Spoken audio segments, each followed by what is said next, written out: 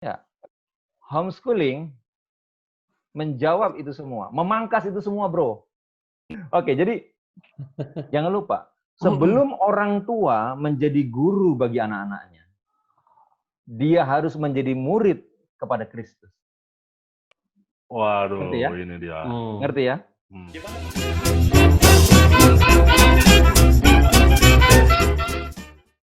Pertanyaan. Ya. Jadi secara homeschooling itu legalitasnya bagaimana kalau tamat SD, ijazahnya sampai SMP, SMA misalnya gitu, itu ijazahnya bagaimana ya Pastor? Ya. Jadi kalau secara legalitas mungkin bro boleh browsing lah ya. Tapi yang pasti sorry pendeta, sebelum menjawab itu, artinya homeschooling ini pendeta dan anak-anak apakah terlibat dalam satu lembaga homeschooling atau mandiri di rumah? Ya ada kalau nggak salah ada tiga jenis tiga jenis homeschooling ya kalau nggak salah. Ada yang mandiri, jadi keluarga itu sendiri. Ada yang saya lupa yang dua lagi, tapi yang satu lagi saya lupa. Tapi yang satu lagi adalah beberapa kelompok keluarga berkumpul menjadi satu, kemudian membuat ada semacam silabus atau semacam kurikulum yang dibuat, dan kemudian ini digunakan bersama. Yang itulah yang kami gunakan. Jadi kami ini tergabung kepada satu homeschooling yang kami sebut dengan Kerubium Homeschooling. Kerubium ya? Kerubium Homeschooling. Dan ini ada legalitasnya. Ada legalitasnya. Oh, ada. Jadi ada satu wadah yang memang bisa menerbitkan legalitas itu. Jadi anak-anak ini jika suatu nanti misalkan ingin lanjut ke, katakanlah tadi ya, pastor merasa oke, sampai di sini kesanggupan kita, dan kemudian dia harus menempuh sekolah menengah umum gitu ya, menengah atas, dan kita bisa putuskan dia masuk ke sana. Tapi kan dasarnya harus punya ijazah SMP dulu kan, itu gitu. Artinya bisa berarti ya. Ya. Sangat memungkinkan hal itu gitu ya.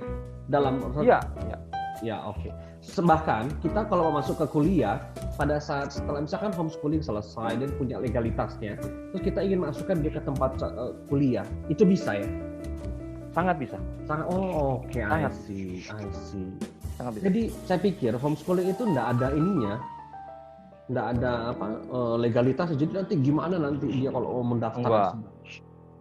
Ya, jadi takutnya nggak diterima di sekolah atau universitas lanjutan gitu ya? Iya. Jadi itu secara legalitas itu resmi di Departemen Pendidikan dan Kebudayaan kita, itu resmi. Kemudian dan ini bisa berterima, bahkan mereka bisa masuk ke perguruan tinggi. Oh gitu. Iya, tingkat SMA misalnya selesai, perguruan tinggi, mereka diterima. Oh keren ya. Kalau misalkan kemampuan orang tua itu terbatas, tidak sanggup mau mengajari anak, itu kan bagaimana solusinya? Contoh kayak kemarin anak gua yang pertama, dia waktu awal-awal, Pak ini tugas, ini ada PR, apa tuh tugasnya? Matematika. Oke, sini gua lihat, coba, oh ini gampang. Kamu hafal aja, kamu cari tahu caranya di buku, kamu kerjain. Maksudnya papa yang kerjain. Oh my God. Ini pelajaran yang sangat sulit. Dan dulu beta waktu kuliah ini hampir tidak tembus. Jadi mau kasih belajar lagi, mau kasih pelajaran ini. Aduh beta ini, mama sayang ini. Tenggelam sudah. Kau pergi saja sama mama ya. Ini mama tanya sana matematika, mama lebih pintar. Papa ini yang lain saja, papa sibuk ini. Lah, kalau seandainya ini homeschooling dan kita harus teaching them how to speak English, how to good mathematics dan sebagainya kan kayak gitu kan. Terus kita terbatas ilmunya, how come gitu loh, Pastor, kita bagaimana solusinya? Loh, justru di era ini udah banyak solusinya, bro. Gimana? Sudah materi-materi itu kan sudah disiapkan untuk mengajari, tinggal nonton video kan ada juga kan. Saya nggak tahu Kerubium seperti apa materinya, tapi ada juga platform-platform yang menyediakan materi-materi mengajar. Oh. Tapi nggak tahu saya, kalau pendeta bagaimana? Apakah materi-materi itu juga dari online atau gimana materinya? Jadi kan pilihan orang tua untuk memilih homeschooling tertentu kepada anaknya, seperti yang saya katakan tadi, kami mau mendasarkan satu pola pendidikan yang seperti Musa. Dalam artian berbasis rohani. Dalam berartian begini, ketika Musa yang harus diserahkan oleh ibunya kepada Ratu Fir'aun untuk menjadi anak angkatnya. Musa di tangan ibunya sampai usia 12 tahun. Oke. Sepanjang umur sebelum mencapai 12 tahun itulah Yochebed memberikan pelajaran demi pelajaran yang membuat Musa ketika ia bertumbuh dewasa, kitab dalam buku Ibrani katakan, ia lebih memilih bangga menjadi orang Israel ketimbang menjadi orang Mesir, bahkan menjadi calon Fir'aun. Jadi artinya begini, dasar itulah yang membuat kurikulum yang kami pilih atau yang disepakati adalah kurikulum yang mengarahkan pendidikan ini. Memang contohnya kayak sekarang, anak kami sudah masuk di misalnya mulai kelas 4 SD ke atas, maka anak-anak ini diperkenalkan kepada pelajaran-pelajaran yang siap untuk diujian nasionalkan. Kalau ada ujiannya, bersyukur dengan Menteri Pendidikan sekarang tidak ada ujian nasional kan. Materinya dari mana? Nah, materi ini kita bisa, ya kita di dunia modern sekarang ini tinggal buka Mbah Google, cari bro. Artinya jadi explore sendiri. Tapi kembali bahwa pelajaran-pelajaran spesifik tadi akan disampaikan juga. Jadi misalnya contohnya gini, kita belajar tentang musik nih. Iya. Selalu ada tautannya antara pelajaran musik itu sendiri kepada pelajaran rohani yang akan dibawakan. Dan bahkan untuk pelajaran musik, anak-anak langsung dibawa kepada alat musik. Sebagai contoh nih, tadi Buru kan bilang, Buru kan bilang tadi, how come we have to teach them about English, about math, and anything. Ya kan gitu. Jangan lupa bahwa pelajaran itu kalau hanya sekedar dibuka dihafal, itu hanya menjadi knowledge. Tetapi kita sedang mengajari mereka untuk menjadi habit, nggak sekedar knowledge. Jadi English, bagaimana dengan English? Oke. Today is English Day. Tentukan hari apa English Day. Oke. Sepanjang hari itu bisa nggak bisa, mau nggak mau, ente ngomong bahasa Inggris. Nah, itu yang nggak bisa. Iya. Satu, Pak Pendeta mau nanya. Ya, gimana Cok? Kalau dari segi kan kita juga lihat dari ekonomi ya, apakah lebih murah atau lebih mahal mana Pak Pendeta? Homeschooling atau sekolah formal seperti biasa? Karena berarti ini kita Memang kalau sudah bisnis manajer pertanyaannya langsung bayar nih kan. Pertanyaannya angka. Ya kan ada kesan juga kalau homeschooling itu adalah anak-anak orang kaya biasanya. Nah, itulah yang saya bilang tadi, mengalami penyimpangan itu segitu. Sekarang gini aja, Bro Coki sekarang berpikir. Sekolah formal. Oke. Per bulannya ada. Iya. Misalnya 300.000 lah sebulan. Oke. Kemudian uang seragam. Di Jakarta 900-an sekarang, Pastor. Ya. Oh iya ya. Kita di kampung. Kami masih 100.000. Anda pasti sekolah mahal ya? Iya. Kami 100.000 sih sebulan. Oke ya. Ya. Ya. Satu ya, uang SPP. Untuk menjadi siswa tentunya ada uang bangunan, uang gedung. Pasti. Kemudian uang seragam. Ya kan? Jangan lupa waktu memberangkatkan mereka ke sekolah, zaman orang tua sekarang ngasih uang jajan lagi. Pasti. Oke? Anak-anak masih terlalu kecil, harus diantar jemput karena kondisinya sangat berbahaya kalau mereka naik angkot. Ongkos lagi. Dan seterusnya. Kalau Bu Coki hitung itu semua, justru itu jangan-jangan lebih besar daripada uang SPP bulanan. Betul kan? Ya. Homeschooling menjawab itu semua, memangkas itu semua, bro. Pak Pendeta, terima kasih. Tadi udah terjawab mengenai sosial dan mengenai uang sekolah. Memang benar beberapa ada seorang praktisi pernah bikin seminar juga ke gereja kami tentang itu. Tapi yang saya tanyakan adalah, yang mau saya tanyakan Pak Pendeta, pada saat nanti anak kita katakanlah kuliah lalu jauh dari kita, ya kan Pak Pendeta. Nah, ada beberapa pengalaman, beberapa teman dahulu, karena mereka bilang, akhirnya saya lepas dari orang tua saya bisa bebas, gitu kan. Nah, kira-kira apakah dengan caranya, katakanlah, maksudnya, anaknya udah terbiasa dari jam 8 sampai jam 5, katakanlah. Lalu tiba-tiba, nggak ada. Walaupun udah jadi habit, cuman kadang-kadang kan sosial itu bisa dipengaruhi oleh teman-teman sekitar kan. Nah, kira-kira Pak Pendeta, Be quick, please. Bisa nggak ya? Maksudnya kita bisa mencegah seperti itu, karena kalau di zaman dahulu itu dibilang, wah ini telat bandel gitu Pak Pendeta. Akhirnya kalau dia namanya telat bandel itu efeknya banyak panjang. Ya seperti mungkin nggak banyak, tapi yang beberapa yang saya dapat adalah ya kuliahnya mungkin terlambat. Walaupun pada akhirnya dia bisa bekerja, saya nggak melihat itunya, tapi di pergaulan sehari-harinya akhirnya dia menjadi seperti kayak liar gitu Pendeta. Ayo udah mati. Pastor, sebelum dijawab, Pastor, saya mau ngasih tahu itu si Jabat curhat pengalaman pribadi, Pastor.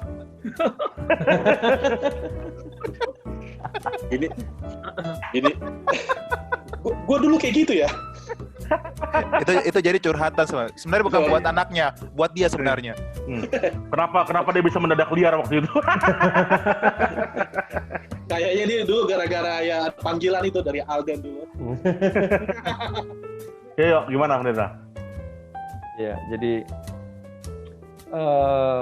tadi kan Bro Andi bilang, ini sebenarnya ke Bro Andi tadi, yang Bro Andi katakan, bagaimana kami bisa menjadi guru buat anak-anak kami? Ya, sementara kita sendiri merasa bahwa kita punya kekurangan di sana sini. Tapi saya selalu mengamini apa yang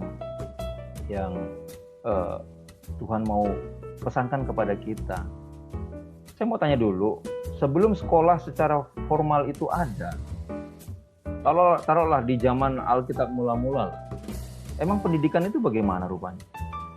Kan di rumah.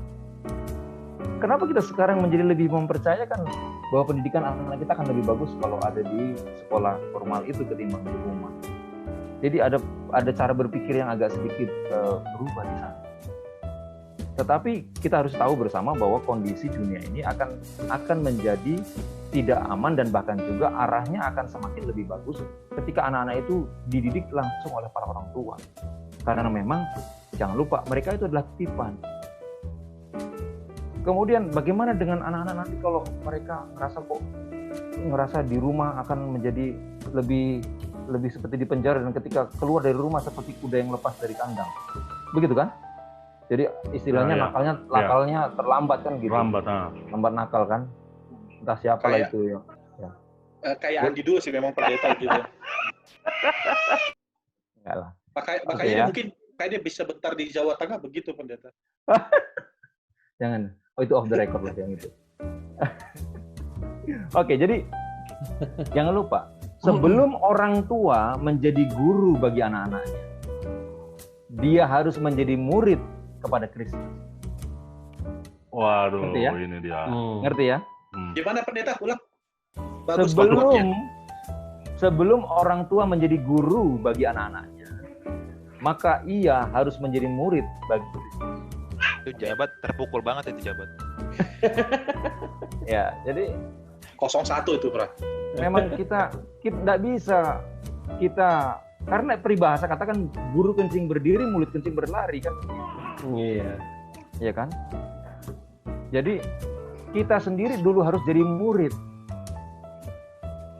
Baru kita akan bisa menjadi guru yang baik bagi anak-anak. Dan saya yakin semua kita sebagai orang tua yang sudah punya anak sekarang, tentunya kita semua mau berpikir untuk hal-hal yang baik ada dalam pikiran mereka, dalam karakter mereka. Nah, untuk itu, ya kita harus jadi contoh bagi mereka. Contoh sekarang nih, di rumah kami, saya tahu tontonan TV itu nggak bagus. Di rumah kami TV ada 2, tapi tidak satu pun TV itu terkonek dengan antena dan segala macam. Kenapa? Bro Andi tahu lah. Ya lihat background di belakang ini kan. Tapi susah dengan internet pendeta ya. Ya susah banget untuk nggak nonton malam-malam kan. Tapi ketika kita punya anak, kita harus punya komitmen. Oke, kita ngajari untuk tidak nonton. Saya juga nggak nonton. Awal-awal sih kami juga nggak nonton. Nontonnya waktu mereka. Tuh awal-awal. Tapi lama-lama kelamaan dengan berjalannya waktu. Ya sudah, bagi kami nggak nonton TV tidak ada masalah. Mereka nonton TV hanya nonton putarkan CD, film-film pengetahuan atau film-film rohani, dan itu pun di bawah pemantauan. Jadi saya ingat tanggal 1 Juni kemarin, anak saya yang si Abang itu berumur 10 tahun. 11 tahun. Tapi berapa hari sebelumnya?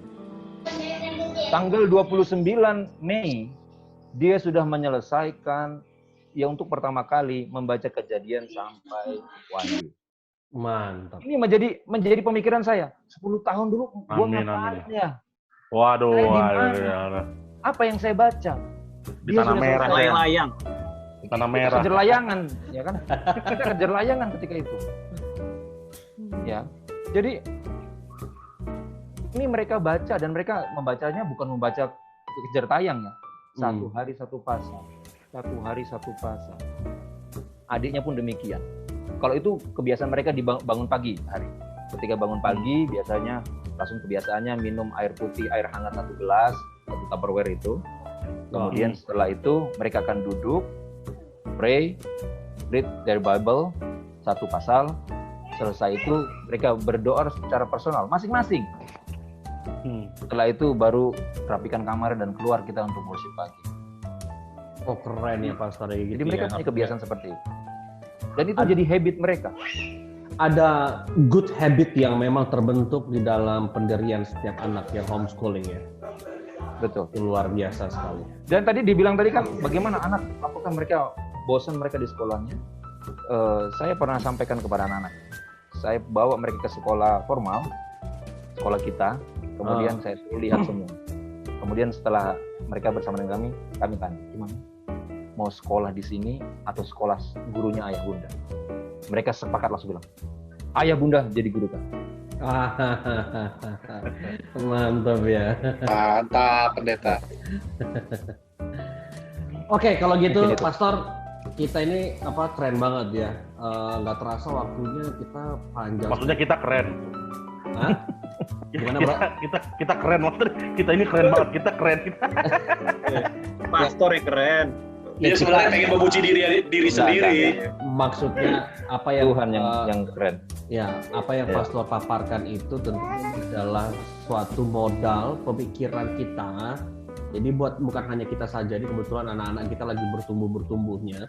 Mungkin buat teman-teman yang lain juga di luar sana yang belum memahami tentang homeschooling itu dan manfaat yang luar biasa dalam pembentukan karakter itu kan ternyata begini realnya gitu ya. Kita bersyukur banget ketemu langsung dengan praktisi yang langsung.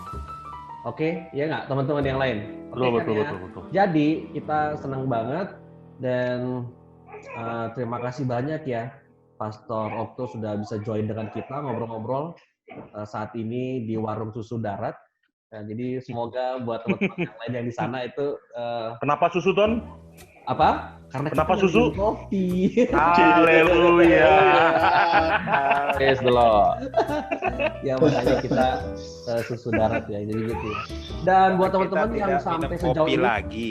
ya, buat teman-teman sudah sejauh ini nonton sampai ke titik ini itu luar biasa banget. Terima kasih loh, karena Anda telah membuang waktu sia-sia. Sia-sia. Kali ini kayaknya enggak nih. Kali ini enggak ya. Semoga bermanfaat buat teman-teman sudah nonton dan sebagainya. Tapi kalau ada pertanyaan juga boleh sih ditanya aja di deskripsi di kolom Komen. di komen, bisa nanyain untuk tentang homeschooling. Nanti kita coba bantu jawab dengan pastor. Siapa yang jawab nanti? Gitu ya. Oke, sampai di sini aja dulu ya, teman-teman ya. Oke. Terima kasih udah join Oke. sama kita. Pastor, thank you ya Pastor. Ya, Thank you, Pastor, Pastor. thank you You banget welcome ya, Thank you, sama-sama. Pastor. Sampai Semangat, Ilmunya semangat. luar biasa. Enggak, Sukses doakan pelayanannya, kami Pendeta. orang tua muda ini, doakan kami orang tua muda ini. Kita support. Ya, ini Pasti. si Abang ikut aja. sampai Halo, Bang. ketemu di Halo, Bang. kesempatan ya. Bye. Bye. Oke, Oke. Nah. bye.